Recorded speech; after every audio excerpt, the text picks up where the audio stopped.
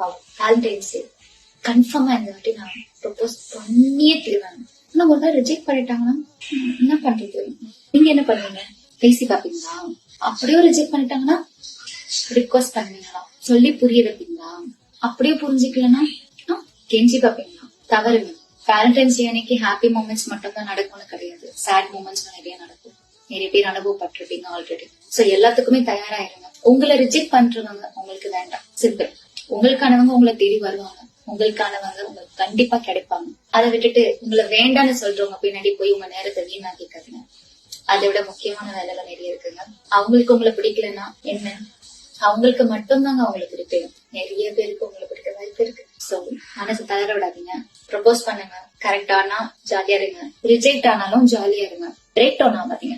Don't lose heart, stay strong. எல்லாம் நன்மைக்கு. சரிங்களா? Just go with the flow. கிடைச்சா நல்லது, கிடைக்கலனாலும் நல்லது அப்படின்னு நினைச்சுக்கோங்க. Good luck.